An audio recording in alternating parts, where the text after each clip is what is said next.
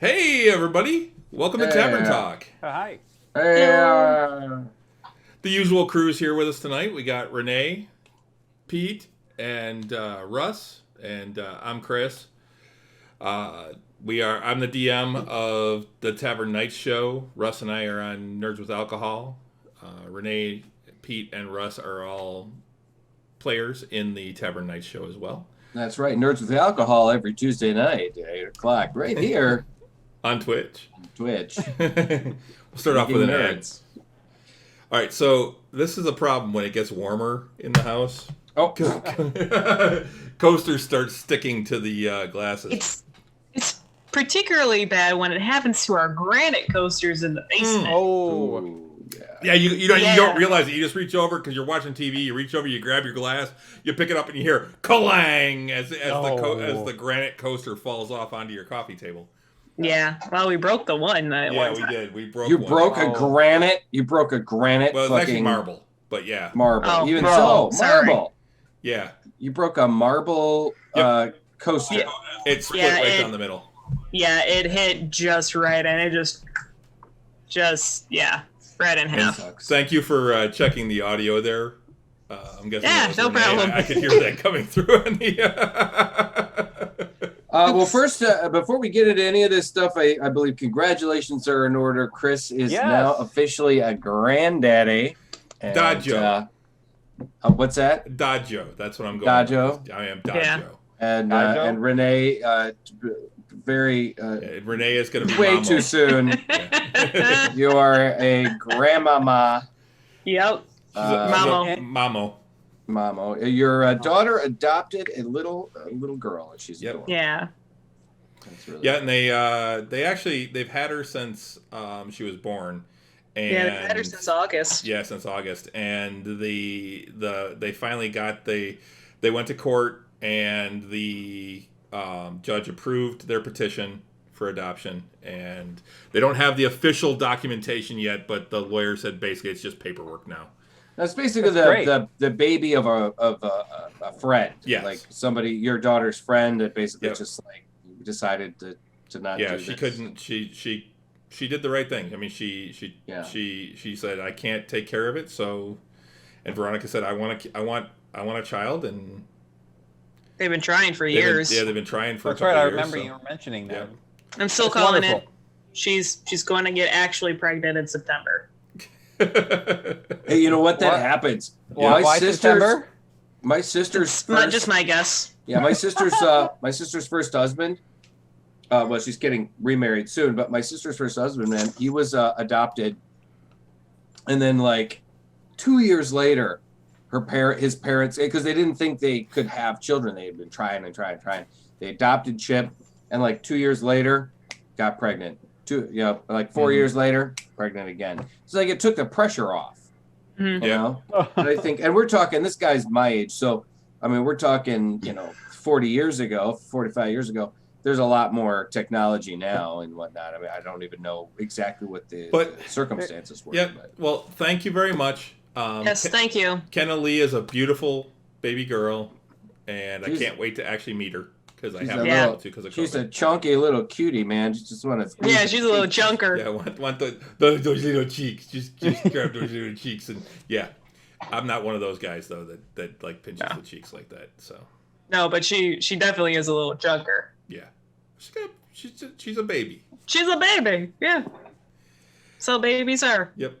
So hopefully gonna get down to, because they're down in Tennessee, so hopefully get down there soon to meet her. So, Okay. but that's not what we're here to talk about. We're here tonight to talk about D&D. D and D. Yes. Dind. Dind. Dind. And We had a great game last week. It was, or the week before last. It was a good time. It really All was. role play and Role play heavy. it was Yeah. it was a blast. I had put on there. I actually almost named the episode "Let's Go to the Mall." Yeah. Yeah. Let's go to the mall. For those of you guys who've seen So How I Met Your Mother, Robin Sparkles. we had a fantastic shopping episode. it was so much fun. A shopping and eating episode. Shopping Yeah. and eating episode. The- You the- could- the- It was Go ahead. the eating part that like did me at the very end with like. I will get into the details later, but the fact that it cost like 100 gold to make Yeah. that happen, for nothing else but just shits and giggles and I story think we purposes. we actually spent more money on the dinner than we did buying outfits for Yeah, it. and, but that was completely all unnecessary. It didn't benefit the party at all, except that it was just role play and character expansion. It's one of those great examples of the things that can happen with D&D and storytelling and it was just you're right. We bought outfits for our characters that have absolutely zero benefit for like combat or anything. Nothing was enchanted, nothing was magical, nothing was even I mean, if anything, we couldn't even find the cloak of billowing that Ian keeps wanting. It was just like, son of a, but it was like, it was hilarious. I mean, I remember telling Chris, like, okay, when I get done, I want to look like I stepped off of the cover of a romance novel. And, hair flowing, long red cloak. I mean, Karis already wears a cape most of the time. So, this is like a cloak and, leather, or I actually couldn't get leathers, but, puffy fucking, not peasant, but poet's shirt. And, just you had the brocade jacket. The brocade jacket. That's right. The brocade jacket and gloves and, I just was like, yep, I want to look like, some pirate romance novel. Some fan of a pirate romance novels. Their dream guy. I was actually surprised. I was really surprised you guys did not go into the store a bunch of knickers. You know what? That one. You know what? I could probably have gotten leather pants there, but I don't remember a bunch of knickers because we absolutely would have gone. That was right across the street from the full wardrobe. He did. He said it. Yeah, it was a bunch of knickers, and I was just like, no, I can't, dude. That's. It was too much, brother. You were don't get this your close. Don't get your knickers in a bunch. This close. We do this close to a rate to fucking hate crime. We were that close to a hate crime in that joke. It would have been better to call it like, getting your knickers in a bunch or something like that. Just a bunch of knickers. Yeah. Like, don't say that too fast, man. You're a whole bunch of white people. So knickers. I know. Don't say it too fast. I would never say what you were inferring there. I know you wouldn't. It was, but anyway, the shopping episode was great. Everybody ended up looking really fantastic, and doesn't knickers begin with a K? Yeah. It's Nick. Yeah, that's what I thought. I didn't hear you say K, but my audio, okay. Going to say my audio keeps fading in and out. So. Man, we keep getting this damn spam on our. Yeah, we get spam on here all the time. I'm trying to figure out how I can actually. We'll just clear that out. Yeah, you might be able to block. I was trying to figure out how to block them, but I couldn't. So, and I think I can report them if I'm actually on Twitch, but yeah, I cleared out our chat, although it doesn't clear it out on the actual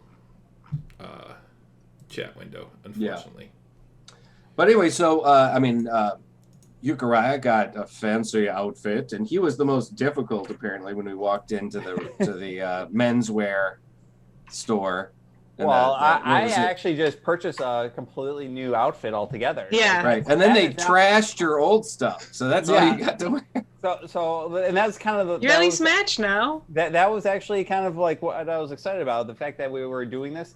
And I told like Chris, like, with what I'm buying, this will be my new like standard outfit going forward. I kind of figured because of like, it was part of my character background with like how mismatched I was, and like that was kind of like building off. And now after, a year and a half of gaming, and I don't know, about 4 months of the adventure overall, like how much that we've grown, this was like an opportunity to kind of like, so much has happened and changed that it was like a good growing moment, I think, to be able to like redefining like his part of his personality. I like that. I like that whole idea that it's essentially this is an example of his growth as a character. Yeah. And now he's dressing better. I mean, in all honesty, quite often wizards are some of the better dressed members of the party because I don't need armor. Right. Yeah. Exactly. So I can and like the fact that I was going to be wearing like this waistcoat vest and like the ascot or like the what was it? A cravat tie and like fancy pants and like now matching shoes from Octavian, which I really like the idea that like I have like nice shoes from that I could say that part of the like my character style is actually from Octavian's parents. Yeah. It's kind of like a nice little thing that is added in there that I thought was pretty cool. And that'll be my standard outfit from now on. You need to get like a little cravat pin though now, and the little just gem. Pin it there, and it's a gem. If you want to throw a magic item that I can do that with, that I can one day, that we find in a chest, I wouldn't mind that. Hey, you know what? We're going to be in Greyhawk in a few weeks. Like a pearl of power or something like that. I might be able to purchase something. If anything, if any town in the area, Greyhawk is going to be one of those places you might be able to find something like that. Yeah, so we can run through just a real quick synopsis of the last episode for those that didn't watch. If you want, it is up on YouTube right now. It should actually also, I believe, still be on Twitch. But if you want to check it out, you can. There is some technical difficulties. We ran into a server issue. It was not our fault. Big server issue with Forge. With Forge, yeah, the thing that the streaming or the service that we're using to host the game. Yeah, we actually did some research on it and found out that they were actually just not. Oh my gosh.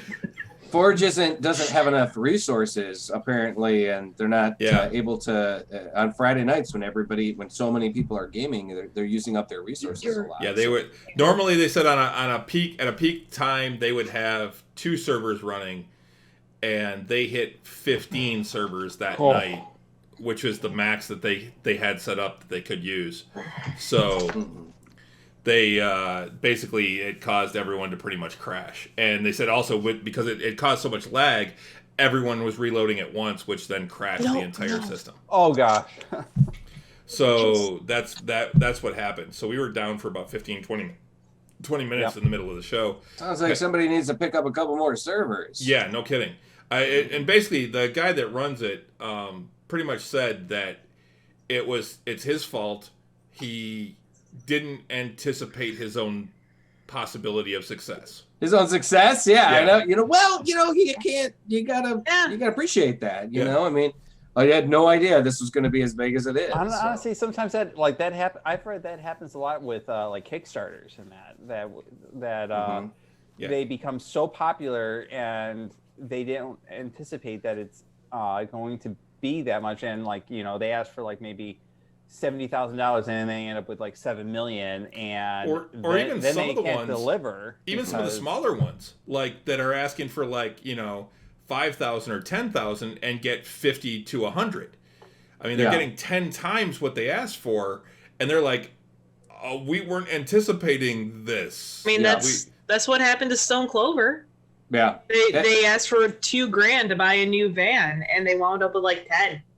Yeah, and then that's the thing, and then they get. I mean, they find it more difficult, kind of trying to get the push prizes and whatnot accomplished, because they may like get a whole bunch of money, thinking, okay, now we've got this amount of time and to get it, and then sometimes it's not just the money, it's just the sheer number of people, and then all of a sudden they've got to come up with the time and energy to put together all these push prizes, these rewards, essentially, Yep. That's one of the things that Critical Role ran into. I mean, they asked for $250,000.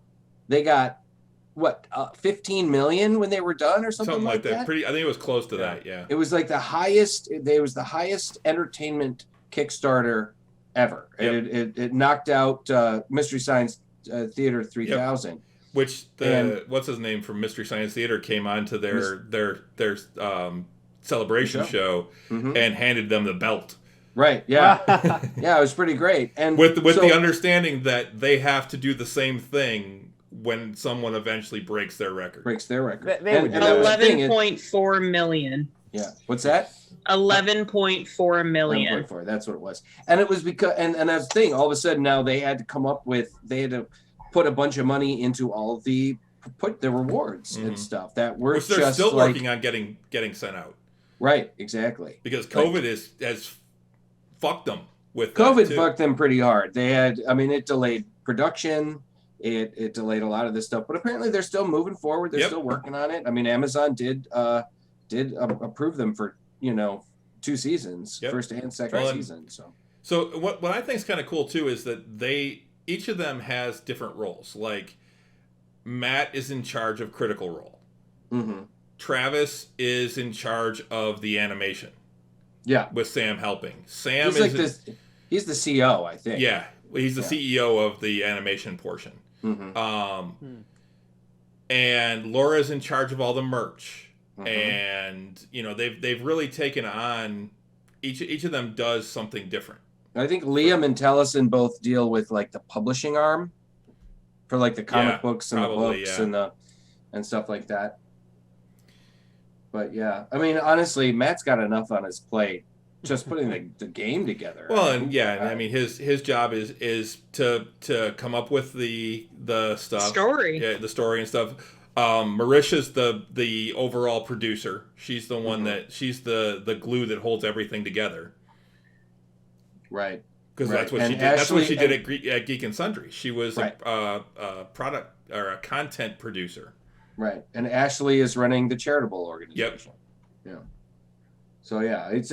I love the fact that they've all taken a role. They've all gotten involved in doing stuff with. They're far beyond the performance and gaming part of it. So pretty cool. But Chris, we kind of you're gonna summarize. I was gonna give the synopsis. So you guys started off with going shopping. You went to various shops. You went to the what was it called? I actually wrote it down. I thought. I didn't write down the store names.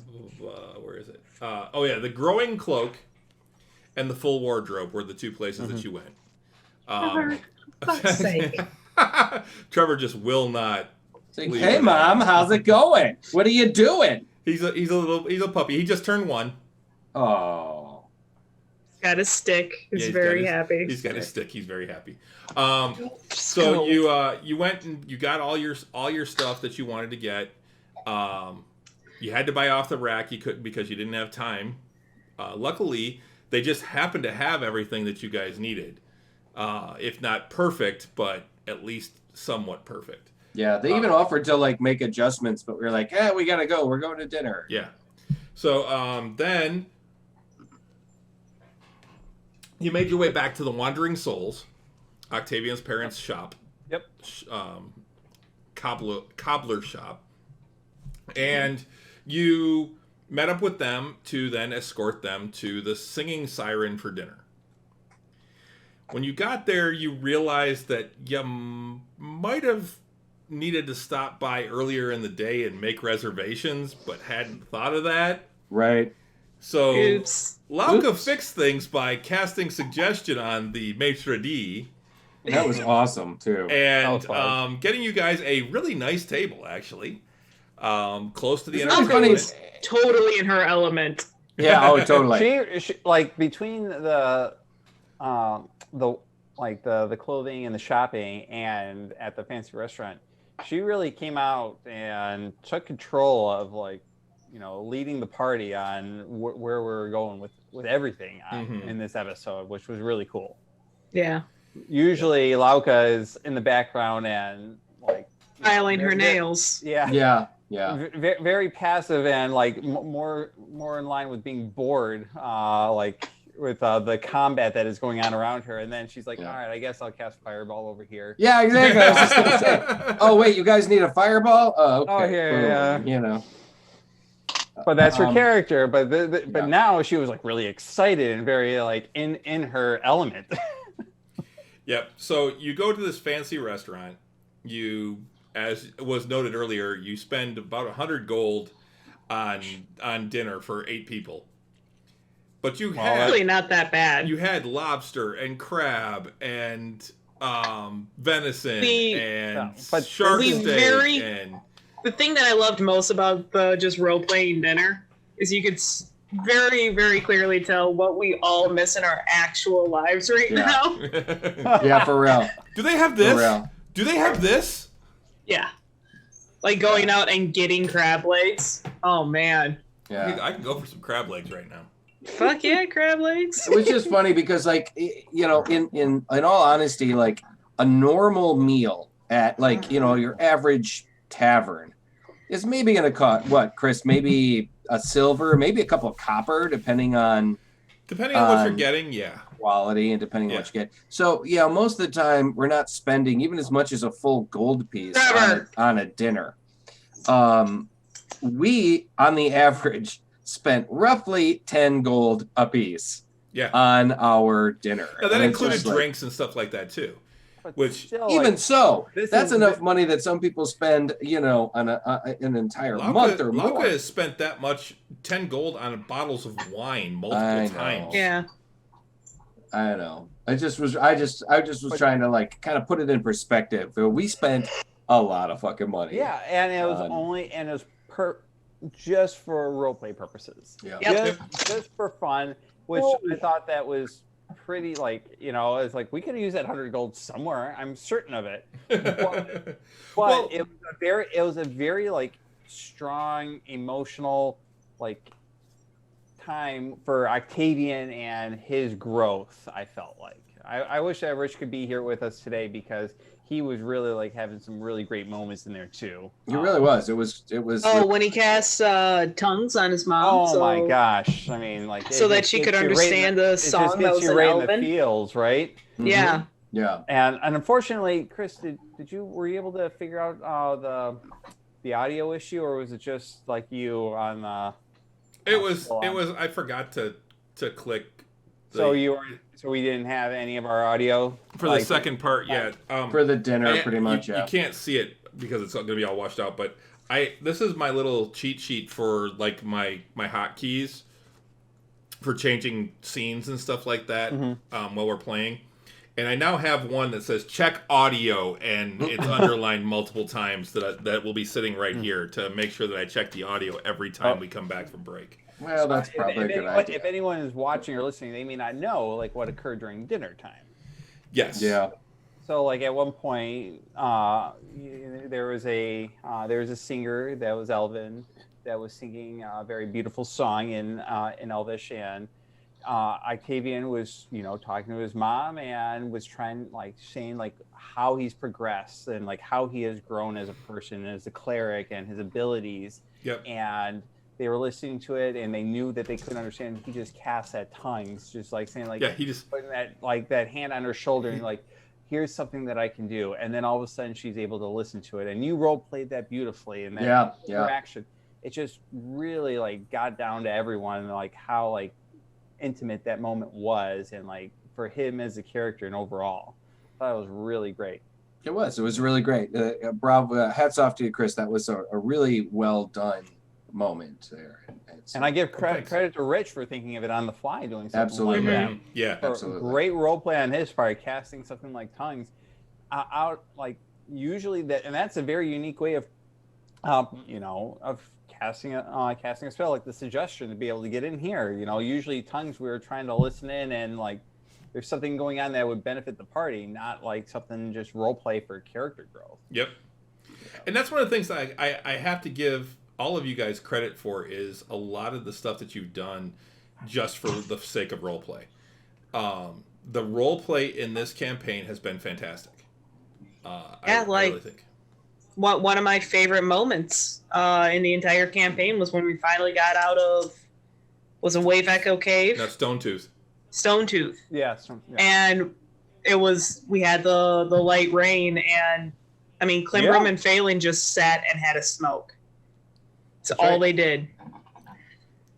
Like, just breathing a sigh of relief. Jesus fuck, Trevor. Hello. A dog appeared. If I gave these episodes names, that's what this one will be called. Jesus fuck Trevor. Oh gosh. He loves the mama. He does. Obviously, the dog is getting along well. Yeah. Yes. Actually, they are getting along well. He actually had one of his best days today, as far as not being annoying and just chilling with me. Yeah, really? But then Renee came home and he lost his shit. So. Yeah. So you guys did that whole dinner scene, which was absolutely fantastic. It was a lot of fun to play that out, and then after that, you walked Octavian's parents back to the Wandering Souls, where you had left all of your actually adventuring gear, and you changed clothes, got into your adventuring gear again, changed out of your fancy duds, except for maybe Eucharia, strapped on your weapons, and headed off to the spot. The spot. Which, when you got there, you realized that the sign had just a great big X on it, and it was X marks the spot. I thought that was pretty clever. That was pretty cool. That was clever. I like that. And so you walk in. It's a pretty crowded bar. A little bit different style entertainment. There was much more in the way of like sea shanties going on, that type of thing, as far as music goes. Voice. And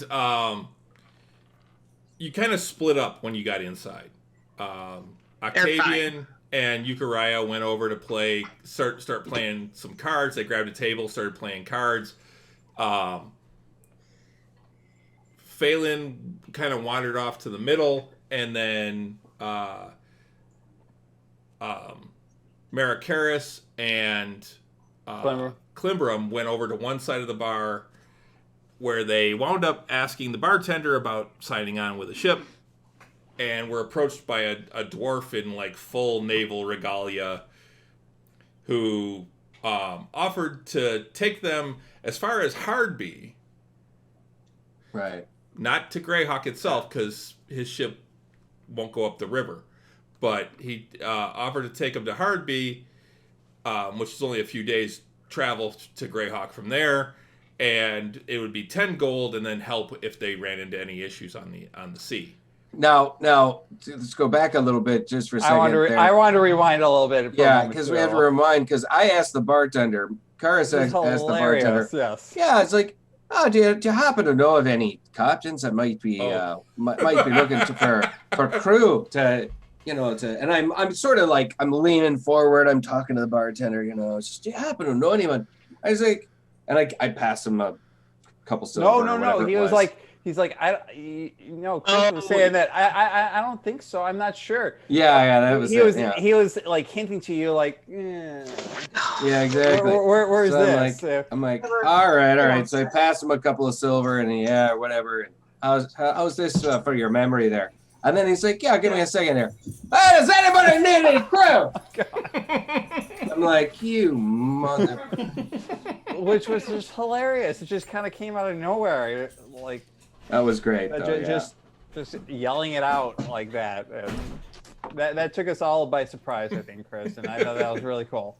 I'm not sure if you planned that or role played it on the spot. It was a role play on the spot, because I didn't know how you guys were going to react. And when you did that, I'm like, that's what this guy would do. Because which was hilarious. The guy that you were talking to is the owner of the spot, and I had a whole background. I've got a whole background made up for him, so that was exactly how he would have reacted. Which I thought was really cool. Like, you would expect like, like slipping the gold and like trying to find like the, the information that you need, keeping it a little hush, and instead it's announced to the entire like bar what our intentions are now. Yeah, I was expecting, that guy over there, he might be looking, or that guy over there, something like that. And no, hey, you need some crew. Everybody needs some crew. See, these guys are looking to crew up. And we're just like, oh gosh, it's like we weren't trying to make a scene. Yeah, played our hand, It's like somebody walked up behind me when I'm playing poker and said, "Wow, 3 aces." Yeah. fuckers. So yeah, no, but it was great though. It was really funny. You know, we and of course, Chris, why don't you continue? We ended up meeting 2 wonderful captains. Yeah, you had the one captain who was the dwarven captain of the captain of the lady's beard. His beard, yes. Yes. Who was dressed in much more of a naval regalia, like I said, had the admiral's cap type of thing, and more of a naval jacket. Didn't have any medals or anything on him, and no insignias, but it was much more of a formal type of naval officers type of dress.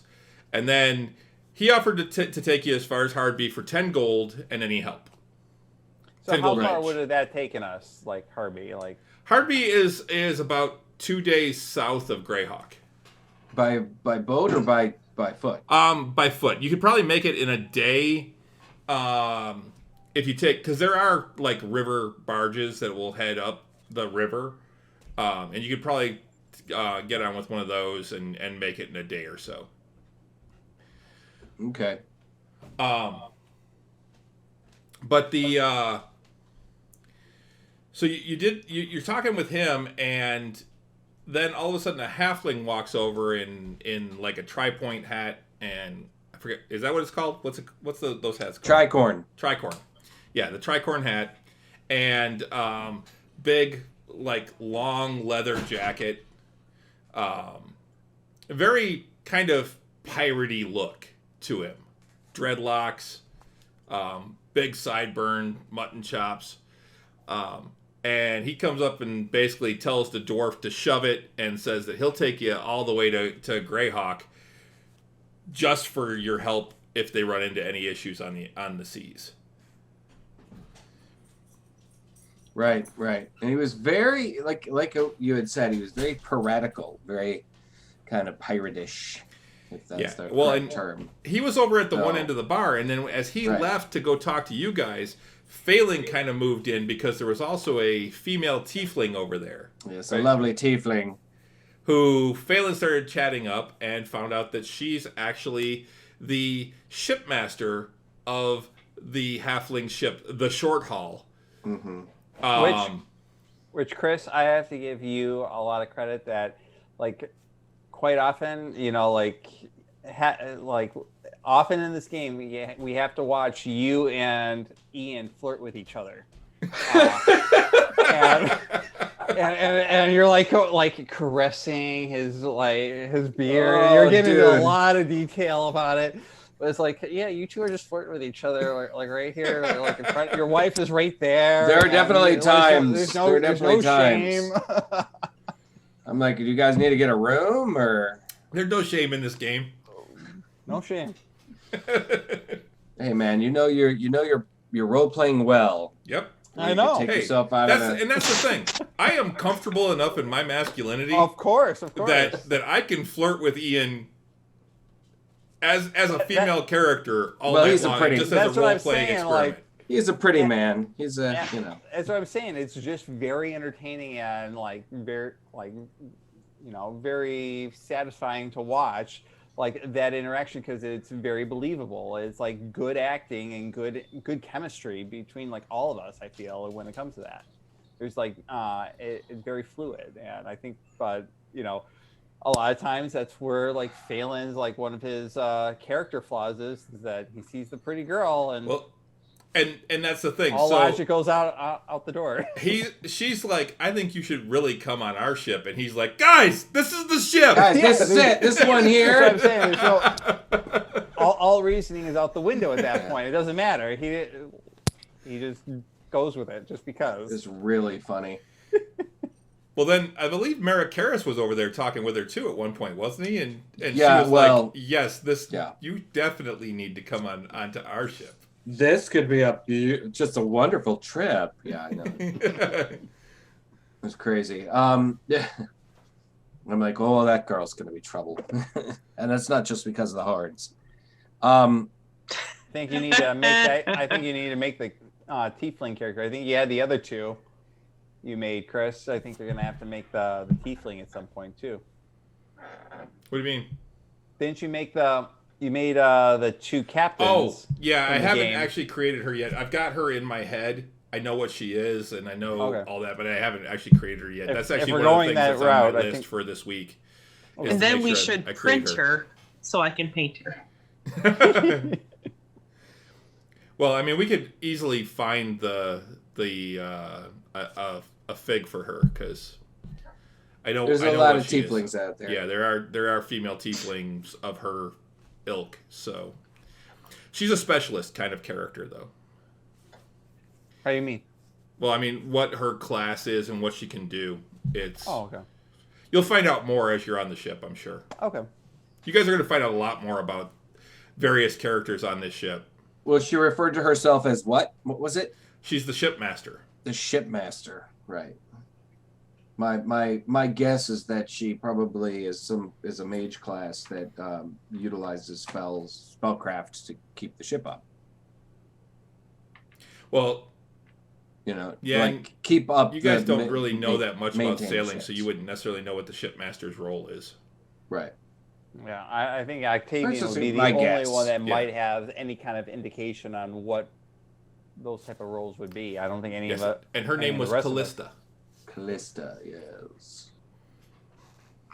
No, but it was great. It was like, we took a little vote, and it was kind of 4-2. I mean, myself and Lauka both kind of wanted the first captain, the dwarf, but everybody else was pretty much like, nah, we got to go with the halflings over here. They'll take us straight there. And I'm pretty much I'm just like, yeah. And I looked right at the captain. You're not straight there. You do have one stop. Oh, one stop. We had one stop with the other one too, didn't we? Well, you were driving. You were going to be sailing right to Hardby, but he wouldn't have gone farther. With the halfling, he's leaving 2 days earlier than the dwarf, and he has a stop in Onwall. But he's going to take us to Greyhawk. But his ship can actually get up the river. Right. And his ship goes faster, I think. From what he said, yes. From what he told you. Yeah. No, I mean, if it can go up the river, it's a lighter ship. Yeah, it would have to be a smaller, lighter ship to go up the river. So there go, faster. But I did look at him and I did say, I won't be participating in any piracy. And then, of course, tiny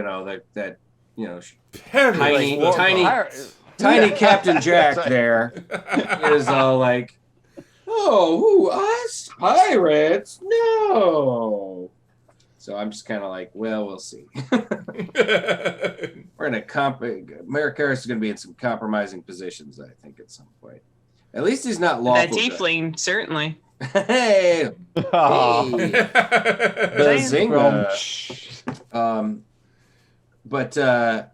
Well, I mean, at least Karis is a paladin, but he's not lawful good. I mean, he does understand that sometimes the spirit of the law needs to be upheld. Otherwise, but besides the letter of the law.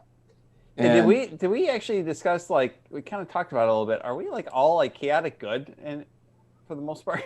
No, Lauka's a neutral class or neutral. She's true neutral. That's right. She's true neutral. Yeah, and I'm chaotic good. Yeah, I don't think there is any lawful character in the group though. Yeah, I don't think so either. But yeah, she's a true neutral, which is honestly that's how she plays. The way she plays the character. I mean, she does kind of. In my opinion, the way she plays the character, it seems very much like she's like doesn't care. Like the character is like, man, whatever. And not that she doesn't care, like fuck all these people. It's more like she just either way, left or right. She doesn't really have a preference. And I think she's very much, her character is very much concerned with her personal like comfort. Mm-hmm. Yeah, but she's not necessarily super greedy. Like if somebody is greedy, that's more like a neutral evil. Like they're really like I'm concerned with. You can have the greedy fault, and still not necessarily be. Evil, but neutral evil was almost always kind of like people used to bring up Daffy Duck was a good example of a neutral. It's all about you. Yeah. Neutral evil is all me. It is whatever benefits me to the exclusion of everyone else. Yeah. So there tend to be like greed is a good idea because I want all the money so that I can have what I want, kind of thing. But that's not Lauka. She's not to no, she's not like that. She's just likes her comfort. She's likes her creature comfort. So she likes good wine and good food and a pretty horse and that fucking horse. But she's not but she's not going to be sacrificing others for herself. Not necessarily. No, it doesn't necessarily mean that they're gonna, I mean, a neutral evil character may like abandon a party or abandon somebody for their own skin, but they're not, they're not necessarily going to throw somebody in front of them to save their own skin. The same kind of thing. But once again, it depends. They've over the years we've found that a lot of gamers are really like reinterpreting the alignments in very interesting ways. So we've seen a lot of really, particularly in a lot of these live actions, there's a lot of discussion about, and I think we talked about it a little bit on previous shows about alignment and whether it's even necessary anymore. Yeah, and one of the things that a lot of people got into years ago even is the idea of like lawful good characters. They were seen as these like ultimate goodies and things like that. And just because you're lawful or good does not mean you're always nice. Right. That's not what that means. It means that you will follow the laws and do things that are good most of the time. Right. But the laws may still be that someone who murdered someone gets executed. Mm-hmm. Yeah. Yeah, I mean, you may come into a place where martial law or martial law is going to wind up being more like a lawful neutral, lawful evil type of. Yeah, like a dictatorship is lawful evil. Sure. Yeah, but I mean, I meant punitive law. Capital punishment. Well, capital punishment is very common for maybe for very minor infractions. Like in some places, and. Yeah, I mean, somebody that is lawful good could be the executioner of the town. I mean, he follows the letter of the law and he executes people or whatever. I mean, and it may be that the good portion is that he tries to do it in the most humane way possible. Exactly. I mean, lawful. That'd be an interesting concept for a paladin, though. Mm-hmm. Sure. Mm-hmm. Yeah, like a paladin of some death god that's not necessarily an evil god. But like or Kelemvor. From the Forgotten Realms. Yeah. But in Greyhawk, it's Weejas. She's a goddess of death, but she's also she doesn't believe in like reanimation and things peaceful like that. Death. Her clerics are actually her teachings are actually very much anti-reanimation. She does not believe in reanimating dead. Bringing them back is one thing. If the spirit wants to come back, that's fine. But actually, like taking a corpse and reanimating it as a zombie or a skeleton, that is actually against her teachings. Right. Yeah. And so just because a god is she's god actually lawful dead, neutral. Right. Yeah. Just because a god is the god of the dead or death, it doesn't necessarily mean evil or bad. I mean, but yeah, I mean But you got to remember Kelemvor, and he's actually, I believe, a lawful good god of the dead. Yeah, I think he is too. And I mean, the alignments are just very. I think people should stick to at least a base alignment because it gives you a good jumping off point. And I mean, like people have said, honestly, Darth Vader and the Emperor are both lawful evil. Yep, they're evil characters. But, or at least, Darth Vader didn't end evil, maybe, but they were both lawful under the Empire. Yep. The Empire. Strict that was their law. But it was law. Mm-hmm. Judge Dredd is considered a lawful neutral character. Right, correct. Because he lives by a code. Mm-hmm. Most of if your character lives by a certain code, then it's usually a lawful neutral thing, depending on what the code is. But yeah. Right. Conan he's more of a chaotic neutral because he's not. I mean, he was not really chaotic good, but he's definitely not evil because he always would fight for the underdog. He would fight against the evil characters, but he really wasn't a good guy either. So more of a chaotic neutral, or maybe even true neutral in some cases. Well, maybe not true neutral. I'd say chaotic neutral. Yeah, basically the way it comes down to is law is the good of the many outweighs the good of the few or the one. The chaotic is the good of the one outweighs the good of the many. And neutral is kind of in between. They don't care about law or chaos. It's whatever is good or whatever is evil. Those are the ways that they kind of go with those. But even lawful evil, it's the good of the many outweighs the good of the one or the few. How very Star Trek of you. Yes. So really yes. nerding out in about 1 minute. We go from D&D to Star Wars to Star Trek. Well, and that's the thing. I mean, it is. This is the May. This is the May. Yeah. This is the May. But like I said, I mean, having those base alignments is a really good starting point. And I mean, I've seen a lot of players like argue or not so much like create an argument, but argue their character concept under different under alignments that you might think might fall under a different alignment. I can't think of one right now, but I know a perfect one was like where Ian was actually talking about like the previous game, like where you kind of went a little bit out of character with like bludgeoning the guy non-lethally, right? After he already surrendered because I got him to surrender, but then Ian almost took it up a notch and said like, oh, let's take a finger. Because that's how we get like like a big baddie to come back in like 20 episodes and create like and it's like that's really out of character for you, Phelan. No, I honestly think he was playing Phelan pretty well because Phelan was following my lead. He was following Karras's lead. Karras walked up to the guy and popped him in the face to knock him out, and then Phelan was like, "Oh, is that what we're gonna do? Okay, yeah, let's kill him." And you're like, "Oh, whoa!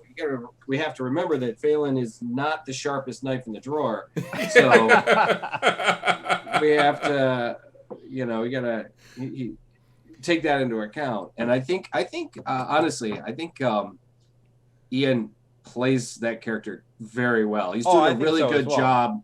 Doing a really good job. Depicting that the character is not very smart. He's got a lot high charisma. He mispronounces words all the time, and it's glorious. Sometimes they're really complicated words. He either mispronounces them or misuses them. But then sometimes it's a real simple one too. Every once in a while, and it's great because when we were in the mining town, and he's like, "What are you feeding?" Or like, "You can't serve miners here." Yeah. The Gnom one though is still my all-time favorite. The Gnom, yeah. Yeah. Oh, you're a Gnom? What? So there's a question. See, that's the question though. Does Phelan know how to read? Yes.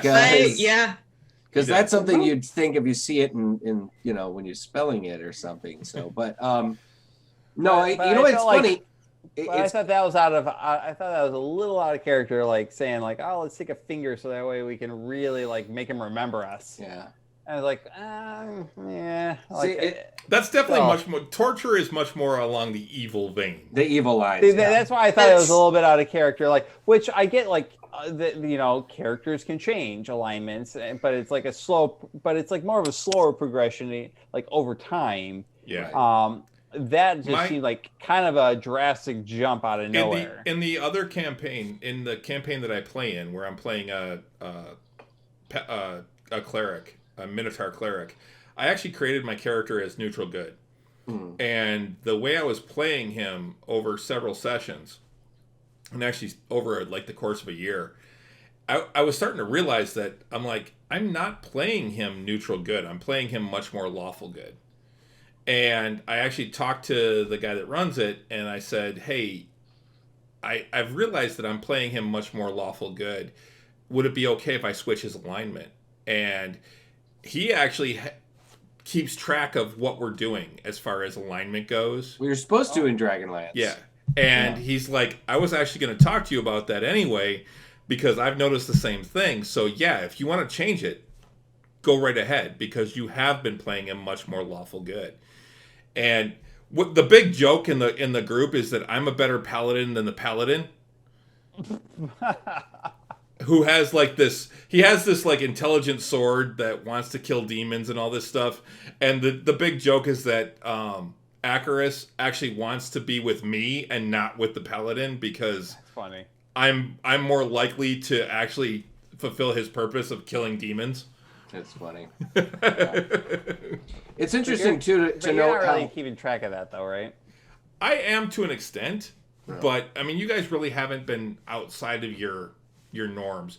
And honestly, if you start going down a dark path, I may have a chat with you offline, but otherwise, you guys play your characters how you want to play them. And that's the thing, Pete. In the Dragonlance setting, your alignment can dramatically affect some of the character, not the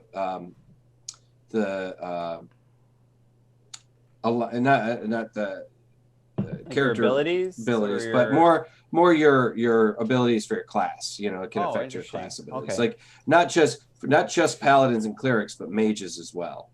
Okay. So that's why. Yeah, because the mages, especially because they've got the whole good, neutral, evil, the different robes, the white robes, the red robes, and black robes. But right. Oh, interesting. Okay. Yeah, in fact, mages in Dragonlance are really more like clerics, because they get their magic power from a specific god that is like the god of evil magic, the god of good magic. It's actually the moons. The moons, exactly. But the moons represent three gods that are. And it depends on what continent you're on too, because one of the continents was hit hard with where divine magic was completely stunted, and one was where arcane magic was completely stunted. Right. So it's pretty cool. But I mean, to get back to the role playing and stuff. I mean, we've seen Ian who plays a character who has a very low intelligence score, but also has a high charisma score. So I really like how he plays him. He does dumb things, but he's very charming when he does it. And I think sometimes it's a little easier to play lower scores and have them interesting than it is to play higher scores when it comes to some of those things. Because like if you've got a high intelligence, okay, that means you're really smart. I mean, but how are you going to make that interesting? Like, if you ask the DM about the volume of a gaseous bad guy, and right? See how you can trap it. Right, exactly. That's how you play it. Can I trap a fart in a box? Yeah. Still can't believe you fucking ghosted me. That was really funny. But that's the thing. It's like I've seen. I in my experience. I am frozen now. Yay! Yeah, you're unfrozen. Yeah. You've never been frozen. You were. Yeah. Yeah, you're fine. You guys have frozen on me. This is the fourth time through this entire session. It's on your end then. Okay. Yeah, but anyway, I've seen some. I think in my experience, I've seen more funnier or interesting things from gamers where they are role-playing lower points or lower stats than they do high stats. I think it's because they might feel like they have to compensate. If you've got a high strength score, if you've got a high intelligence score, you get all these bonuses and stuff. But if you choose to put one of your numbers in a low number in one of your scores, that means you've got to work for it a little bit more. You've got to now you got to defend. Okay, it's not that I'm stupid. It's just that I'm uneducated. So that's how some people kind of portray a low intelligence score. Their character isn't necessarily slow or whatnot. They just didn't go to school, or they're a country bumpkin, or they they're a barbarian character, a barbarian type of like concept that is outside of the city and didn't get a normal upbringing. Doesn't mean they're stupid necessarily. They just don't know anything. Same thing about low wisdom scores or low charisma. Low charisma doesn't necessarily mean ugly. They just mean they maybe just have a bad attitude, or things like that. So I find that low numbers tend to people make a greater effort for, whereas high numbers people are like, I'm smart, I'm strong, I'm agile. I remember one time when we found those gauntlets of ogre power, for example. I like that immediately brings up your strength to 19 if you're attuned to them. Octavian's got them right now. Yep. And when I found out what those were, like just for fun, I actually role played them. Like I just put them on without attuning to them, and I actually was like, "Hey, Cleverum, arm wrestle me," because because I got a strength of 10. I'm pretty low. I'm the lowest in the group. I'm pretty sure. When it comes to strength, but I purposely didn't attune to them. One, it would have taken like an hour to do it, but I was like wanting to role play, like knowing that I was more than likely going to fail, so that way I could say all these don't work, and I like take them off and I like hand them off to like whoever wants them, like just for the sake of role playing it, for the fun of it. I like the fact that Chris included that we found gauntlets of ogre power. That's a classic D&D like D&D magic item. Oh, really? Yep. Oh, yeah. That's an old school one, man. Yeah, it was one that you always wanted to find, because it used to give you 18-100 strength back in the second edition days. Yeah. What is that? 1800. Yeah, 18. So in the old days, we're going to go back a ways. In first and second edition. Back in the before times. Yeah, back in the before times. You would go up. 18 was the maximum stat you could have rolled as a regular character. You could get them up higher later through magic and things like that. And there wasn't a maximum of 20 like there is now. And even now, well, really, actually, it's about the same as what it is now. It's just that instead of being a maximum of 20, it's in a maximum of 18. But for strength, if you had an 18 strength, you then rolled percentile dice. Oh.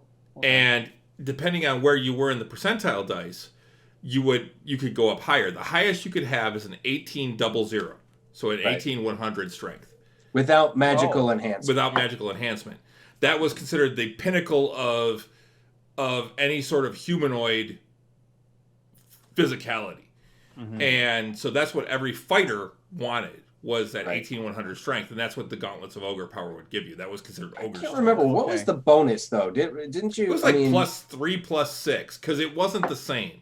Yeah. Yeah, it was like +3 to hit, +6 to damage, I think, is what the what it was. But yeah, it's all the pluses were different at the time, and now I mean, I like the way that 5th edition does it, in that your plus to hit is the exact same as your plus to damage. Yeah. And things like that. So,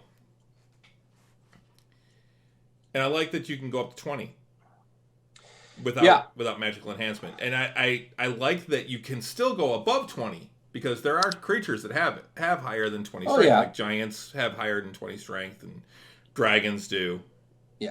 You just need magical enhancement at that point. Yep. Yeah.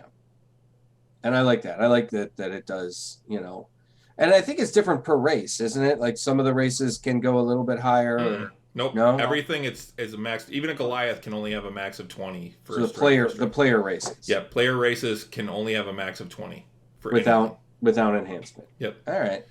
Well, it also used to be, though, that like right now 20 is the maximum level. You hit 20 and there is no higher. Before, you could just keep going. Yep. Wow.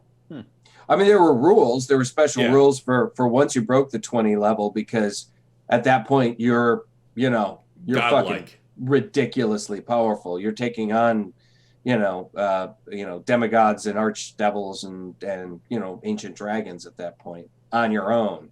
Considering how it's been year and a half, and we're at level 6.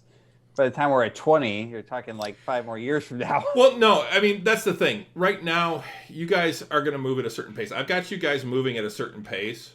You just haven't quite hit that. You're getting closer to 7, and then 8 may not even be that far behind. It's a matter of where you are progressing in the storyline. Okay. One of the things. Go ahead. I was gonna say, like, we went from like 4 to 5 and 5 to 6, I think, fairly quickly, because we were doing a lot of dungeon delving and going you hit Stonetooth. Yeah, you hit 5 and 6 in Stonetooth, I believe. Yeah, it's not that uncommon to blaze through the first couple of levels. It's the first like upwards of maybe 6 to 8. You tend to move fairly quickly. Once you crack 8, though, I mean, it slows down. But we've been at 6 for a little while now. But that's because it was after we got out of Stonetooth, and you guys. The only thing that we fought was like small little things here and there on our travels, like bandits or zombies, small fry type. Right. Like the kobolds were really the biggest challenge that we had. And that was just more of a challenge because we were just too darn overconfident in ourselves. Not the fact that it was any. The terrain. The terrain. Yeah, and it depends on. See, that's one of the things that I like about when you get your experience points, and you're able to keep track, because then you can see it. Oh my God, I'm only 300 points away. I'm only 1,000 points away. But more and more DMs are doing the more like what Chris is doing, which is the milestone, because that means everybody goes up at the same time, and there's it also means that you go up at a point in the story where it makes sense for the storyteller. Yeah, right. And that's what I'm doing, is I'm trying to keep it so that, because I've got ideas, like I know what I'm planning for Greyhawk for you guys already. I've got that planned out. Cool. And I know what's going to come sort of right after that. And then depending on what you guys decide to do is how I'm going to base things after that. Because you guys, it's an open world. You guys could just completely decide to change it up and do something completely different. You go rogue on you. Yeah. Say, fuck it. We're not looking for the staff anymore. We're fucking done with that. We're going to go over here. We want to stay in Greyhawk. Would be the first time that kind of thing has happened to a poor DM. All of a sudden, you're planning for A, B, and C, and we decide to go to H. And that's the thing. I love like when Matt brings out a map, and they're like, "How the fuck did you know we were gonna go there? We didn't even know until now." And he's like, "I made this at the break." Or. What Marisha said the one time, he's a witch. He can see the future.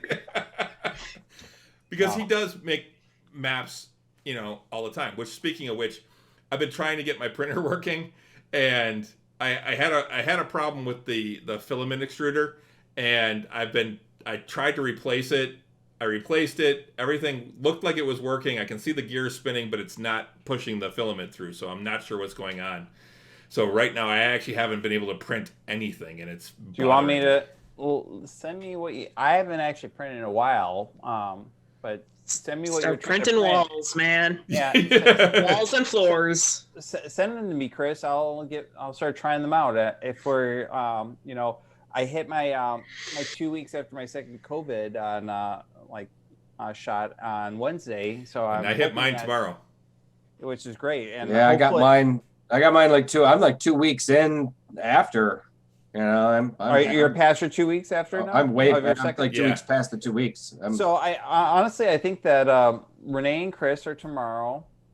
I am on Wednesday. I think that Lauka will be a week from Friday. Because she got her second shot last Friday. Yeah. So and I think that Ian has another week before he can get his. What, his second? Yeah, I think. So Ian's the last one of us to get. Yeah, he got his first shot the day I got my second shot. So maybe by the end of the month, maybe we can. So he can get his second shot tomorrow. Start talking. Is it 2 weeks between the shots? Or no, it's 3 weeks. 3. You're right, it's 3 weeks. So it's next week. It was I only got 2 weeks between my shot, but now I think they moved it out to 3 weeks for most people now. Wait, which one did you get though? Pfizer. Oh, I had to wait 3 weeks for Pfizer. Yeah, Pfizer's 3 weeks, Moderna's 4. I was one of the earlier ones though, because I got mine through the Parade Company, and when it was still just old people that were getting it. But maybe by the end of the month, maybe we can start talking about having, coming back to Renee and Chris's and having our first in-person game. Again. Oh God, that means I need to clean.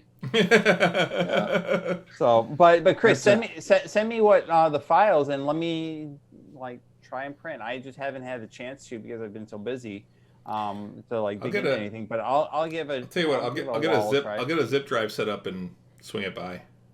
Okay. Well, I'm hoping that maybe in the next week or so I can come by and paint my fig. With Rich, and I'll just pick it up then. That was something that Renee and I were talking about, and she wanted to put out there. She's like, "We've got your two figs. unpainted figs. Yeah, have been sitting next to me for a year." And if we're going to get back together... Just calling to her. And if we're going to get back together at the table, then you got to have a painted fig. I would love to do that. So I would like to... After Wednesday, I think that I would be more than comfortable to come out, and I'd like to coordinate it with Rich to be able to come out, and we'll come over. Painting party. I could do that too, but I got to borrow some paints because I ain't got no paints or. We got plenty. Paints. Yeah, we got paints. We got you covered. I haven't painted a fig since my early 20s, so that would be interesting. But, well, Chris, just call the 3D printer repairman, and I'm sure they'll come right out. Oh yeah, I am the 3D printer repairman. It's the whole thing. That's the whole point of 3D printing is that you are your own guy. You can mod them. You can change them. You can. That's the next big business. Yeah. I actually ordered some more. Next big business is being a 3D printer repair guy. The thing is that it will extrude it. It'll pull it out. So it'll pull it all the way out, no problem. But it won't keep pushing it in. So I actually ordered some more. I'm afraid that it got too brittle and too dry, and maybe that's part of the issue. Is there's not enough moisture in it or something like that. If I push it, I can get a little bit to come out. It may also be that my nozzle is plugged, which means I have to take that whole thing apart and clean it out. Which if I have to. What's that? Don't lose a spring. Yeah, that's what happened last time. We still haven't found that spring. I found it. Yeah. Someone's gonna and find neither it has Trevor, so it's gone. Yeah. All right. Well, Chris, we're at a little over an hour. Yep. Well, actually, Ray, the very one thing that I wanted to mention, actually, I was you guys were kind of talking a little bit about it earlier about having guests on the show, and surprisingly, I was talking to my wife about this the other day, and. We were working on some landscaping in the backyard, and she was asking me about how things were going with D&D and that, and she was telling me you not watch the show? She doesn't. Lame. She can't handle doing things. She's like, I'd play with you, but it's just I can't do it for that long of a time every single time.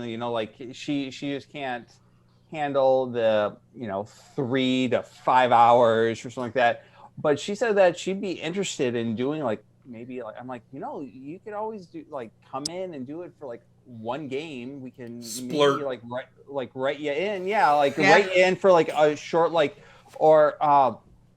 we meet you play for one game, and then you're written out of it. A guest shot. Yeah, we meet you. You run in. You're squished by a fire giant. I don't know about that level. I'm thinking of who is the one that was with when Molly Mock got killed. Keg. Keg, yeah, more like a Keg type character. I'm maybe we can create a character for you, and you come in, we meet you, and it'd be interesting, someone that is completely 100% freshly new out of the blue that has no experience with it. And, you know, like, I'm just throwing it out there. It doesn't have to be, but like, she actually was like saying like she had fun with me for like the little bit that I did, like before I did the 2 like kid versions of it. And then I did the Harry Potter one. And she said she had fun with it. She's like, I just can't do it for like 3-4 hours, like every like couple weeks. And like, no, I'm not asking like that, but like, hey, maybe once it'd be fun. I don't know. But I know that you're also talking about that, like maybe having other people on, and I was just throwing that out there. That maybe that's an opportunity that we can, something interesting that we may want to pursue one day. Okay, I'll keep it in mind. Yeah. So if anyone else had like someone that they knew that wanted to... Well, we've talked about like some other people. Yeah, we've talked about like Sean that we know, and stuff. But the problem is Sean's in New Jersey, so if we're physically playing, that makes it difficult. Yeah, it just means he'd have to play via Zoom like they used to do, like, you know, when somebody from Critical Role couldn't show up, you know, or whatever. But I mean, it would add a wrinkle to it for sure. I think it's just ultimately it has to be, you know, Chris has to be ready for it. It's got to be, you know, organic for the story, you know. Yeah, that's why I wanted to kind of bring it up, because I was actually kind of surprised that she'd be into it doing like one time like that. So I wanted to at least throw that out there, because I thought that'd be kind of interesting dynamic to introduce for like just one game, because I know that she wouldn't want to do it anything beyond that, and it would be difficult for organizing that every time. But maybe as a one-time thing, it'd be kind of interesting and fun to do. So, or if anyone else had anything for like a one-time thing, because that's what Critical Role does. They kind of bring people in for like 1 to 2 sessions typically. Yeah, Keg was in for a few. It was like I think Keg was in for like 5. But she was a very memorable character too. Oh my god, Keg was amazing. I would love to see Keg come back. Every that's the thing too that I've seen. Like every guest Critical Role ever had has always been this like memorable, awesome character. You know, there were never like Rini. Rini. Yeah, Rini or Shikasta. We haven't seen Shikasta in a long time. But Shikasta was in twice, but separate, like games, very different. Twiggy was in 1 game only, I think. Yeah. Right? Well, I don't even know that you've met Rini yet. I don't think so. No, he wouldn't have. That's where I like bread comes from. Yeah. Chris Hardwick was in first season, and he was a screaming crack up. He was he did a Scottish accent, and it was he was a Dragonborn, blue Dragonborn, who was a necromancer, and it was Gerd Ferdman or something like that. It was like it was really funny, and that's where it was where Vex got her broom. Flying broom. Yeah, she stole it from him. He stole it from him, and it was just like, you know, because they completely fucking snaked it from him. It was really funny. Same thing with Will Wheaton and Felicia Day. They all were, you know. And what's his name? The guy that does the mini painting show. Will Friedle. Will Friedle. Yeah, Will Friedle. Yeah, he's hilarious. His character was just a blast. Yeah, it's like a cleric of a dead god or something like that. And he was hitting on Keyleth. and then got involved with the other guest star's character, like Will Wheaton's. No, not Will Wheaton's. The other it was a woman. I can't remember her name right now. Because I'm on the episode right now where it's Will Friedle and Friedle, Will Wheaton, and then there's does he come back? Yeah, he comes back. Yeah. And then there's a female character. She played a tiefling. Yeah. And she was like oh yeah, she was with the other group. Yes, when she was with the other group. The trials. The other group. Yes. And they those Zara. Yeah. Those two characters end up getting together, and I don't, not to spoil it. It's not just a minor thing, but it was kind of a cool thing. I was like, oh, okay, great. I mean, those all the guest characters tend to be some really, really like, you know, memorable characters. So I hope that when the time probably comes, the least memorable was the Furbolg. Nala or something. Oh yeah. And she was that actress was very new to playing. Yeah, it was her first time playing. Mm-hmm. But Crit kind of forgot about something, in the fact that she was supposed to go to the Grove and tend to the Grove. Mm-hmm. Oh. And that totally got forgotten about. The other thing, just a real quick thing about Shikasta, the guy who did Shikasta is actually the voice of what's his name in Invincible? Kari Phaeton. Yeah, he's Samson. Samson, yeah. Mm-hmm. Oh, interesting. Yeah. Actually, just recently in the episode that I just finished. We only have one episode of that, by the way. Oh, God, Chris. It's really so good. It's Sorry, so Pete, go ahead. We were talking about Shikasta, actually, in the episode that I just had in Critical Role. They actually put Matt on the spot to contact Shikasta through sending. Matt had to, like, out of nowhere, just start like doing the voice of Shikasta out of nowhere. Like, yeah, I remember that.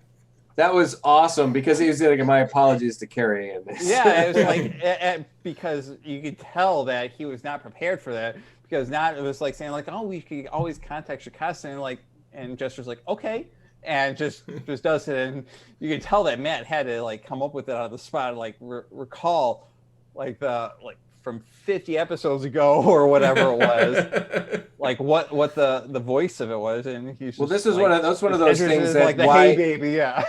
It's one of those things that's why it's so great that they're all friends and they've all worked together and stuff like that. Because, I guess I mean they've known each other for a long time, and he could just like pretty much pull up that Kari Phaeton voice that he does, So Kari Phaeton. But yeah, that was really friggin' funny. It's like, hey, baby. That was very good. I love that because Kari Phaeton was at one of the live shows, too. Yes, and they brought out, like, the mummy, the sarcophagus that was his spiritual weapon. Supposed to be a spiritual weapon of it was a bust of Aphrodite. Yeah. There's, it was Nefertiti. Nefertiti, that's what it was. A bust of Nefertiti. Nefertiti, that's it. Thank you. Nefertiti, but then that's what I said. There was another time that his you guys all froze on me. I'm sorry. Oh, okay. There was a time when his spiritual weapon was what looked like Estelle Getty.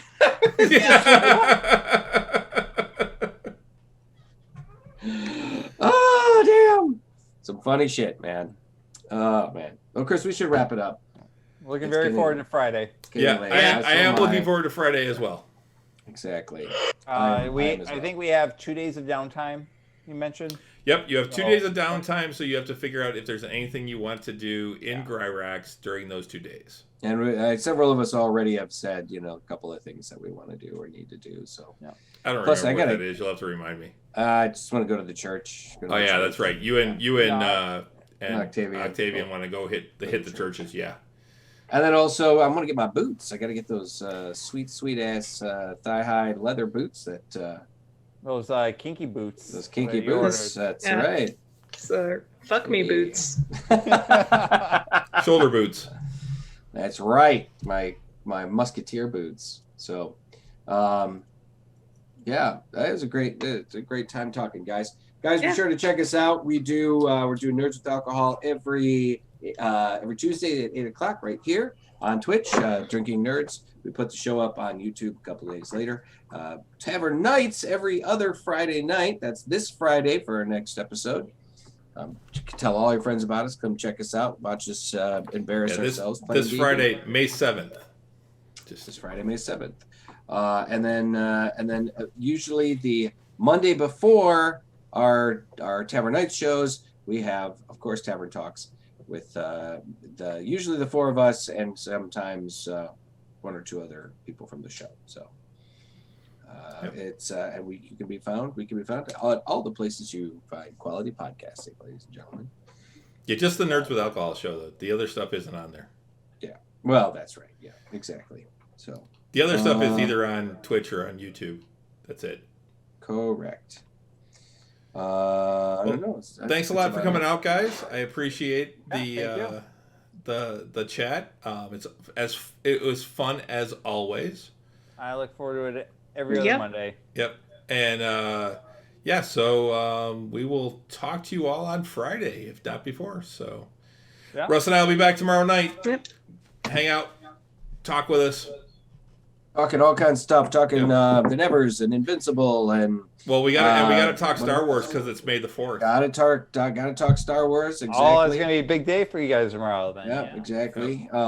And also today, Marvel Comics or Marvel Entertainment released a big schedule and trailers and all stuff about Marvel stuff. So check out our Facebook page because I posted that up there. Dude, I can't wait! I can't believe how many movies are coming out in the next year. In the next, when you look at it between Marvel and DC, there are a screaming crap ton of superhero movies coming out in the next 3 years. Well, over the next year, we've got like 6 from Marvel alone. 3, like 4, I think it is. But even so, that's a lot. It's still a lot. Within the next 6 months, it's still. You got Shang-Chi, you got Black Widow, Shang-Chi, Black Widow, Shang-Chi, Eternals, Thor.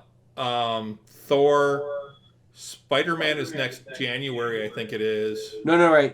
Spider-Man's December. Yeah. Thor is like February. Then they have another Black Panther. Yeah. So and Black Panther is like a little after that. But they announced the new titles for Wakanda Forever. The Marvels. I'm hearing feedback. Yeah, your feedbacky. I think it's Renee. Renee, do you have Twitch? I got nothing on. Huh. Okay. I'm still hearing it a little bit, but not much. It's only on your end. Yeah, I don't know what it is. But anyway, so join us tomorrow to talk about all that. All the fun stuff. Yep. It's the DM God talking right now. That's why. Yeah. It's a voice effect that he's trying out for Friday. Yeah. All right. Have a good night, everybody. Good night. Good night.